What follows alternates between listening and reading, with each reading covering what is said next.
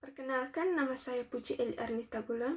Di sini saya akan membahas tentang klasifikasi prokariotik, yaitu Archaebacteria dan Eubacteria. Kita bahas satu persatu. Yang pertama yaitu Archaebacteria. Archaebacteria berasal dari bahasa Yunani, dari kata archeo yang artinya kuno. Archaebacteria merupakan organisme tertua di bumi dan hidup di lingkungan yang ekstrim. Archaebacteria atau disebut juga bakteri purba merupakan organisme yang metabolisme energi khasnya membentuk gas metana atau CH4 dengan cara mereduksi karbon dioksida atau CO2. Archaebacteria bersifat anaerobik dan kemosintetik dengan dinding selnya yang tidak mengandung peptidoglikan, namun membran plasmanya mengandung lipid. Struktur tubuh Archaebacteria, yaitu yang pertama flagella atau flagellum, yang kedua kapsul, yang ketiga dinding sel, yang keempat membran plasma, yang kelima sitoplasma, yang keenam ribosom, yang ketujuh klorosom, yang kedelapan vakuolagas, yang kesembilan plasmid, yang kesepuluh bahan nuklir atau kromosom DNA, dan ke-11 mesosom. Sistem reproduksi Archaebacteria. Archaebacteria berkembang biak melalui yang pertama perpecahan binar, yang kedua formasi tunas, dan yang ketiga fragmentasi. Transfer bahan genetik pada bakteri Archaebacteria diantaranya melalui pertama sambungan atau konjugasi, kedua transformasi, dan ketiga transduksi. Klasifikasi Archaebacteria. Kingdom Archaebacteria dikelompokkan menjadi 5 filum, yaitu Crenarchaeota, Euryarchaeota, Thaumarchaeota, dan Nanoarchaeota. Berdasarkan metabolisme dan habitatnya, Archaebacteria dikelompokkan menjadi 3 kelompok, yaitu pertama metanogen, yang kedua termofil ekstrim, yang ketiga halofil ekstrim, dan yang keempat reduksi sulfur. Yang kelima, manfaat Archaebacteria. Manfaat Archaebacteria bagi kehidupan manusia. Yang pertama yaitu beberapa enzim Archaebacteria dalam industri makanan berguna untuk mengubah pati jantung menjadi dextrin atau jenis karbohidrat. Yang kedua, enzim Archaebacteria ditambahkan ke dalam deterjen atau sabun cuci untuk meningkatkan kemampuan pada pH atau suhu tinggi. Yang ketiga, sebagai penghasil biogas untuk bahan bakar alternatif. Dan yang keempat, beberapa spesies Archaebacteria dimanfaatkan untuk mengatasi pencemaran, misalnya tumpahan minyak. Bagian kedua yaitu Eubacteria.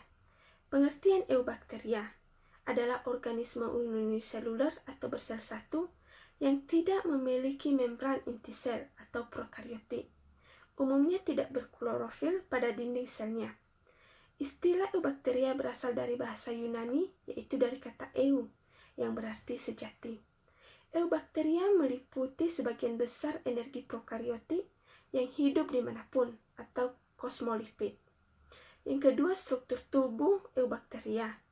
Yang pertama, struktur tubuh bagian luar sel, terdiri dari dinding sel, kapsul, dan membran plasma. Yang kedua, membran sitoplasma, terdiri dari lapisan lipoprotein atau fosfolipid dan protein yang memiliki sifat permeabel. Yang ketiga, kapsul, merupakan bagian yang paling luar berupa lapisan lendir.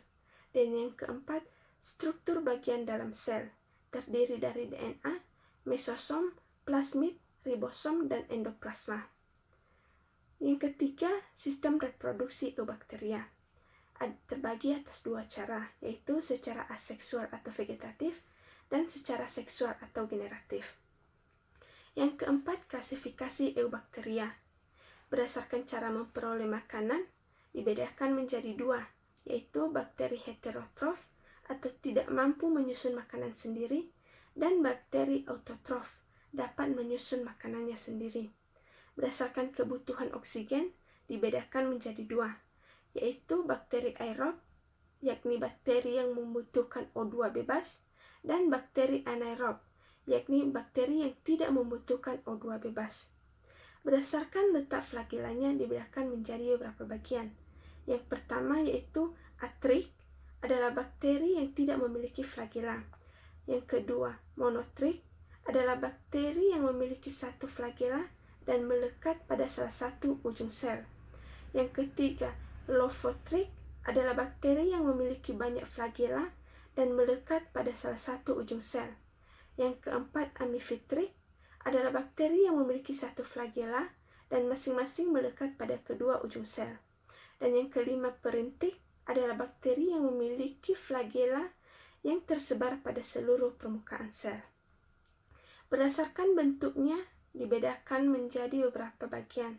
Yang pertama yaitu basil atau batang.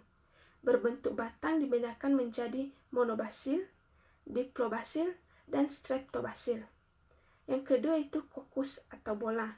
Dibedakan menjadi monokokus, diplokokus, streptokokus, dan staphylococcus. Dan yang terakhir spirillum atau spiral. Dibedakan menjadi koma dan spirochaeta. Yang kelima, manfaat eubakteria. Terbagi menjadi 3 bagian, yaitu bakteri pengikat nitrogen yang berperan sebagai pengikat nitrogen dari udara bebas pada tanaman. Dan yang kedua, bakteri nitrosomonas dan nitrosococcus dapat melakukan proses nitrifikasi dengan cara mengubah amonia atau NH3 menjadi nitrit atau NO2. Dan yang ketiga yaitu bakteri penghasil antibiotik. Demikian penjelasan dari saya. Terima kasih.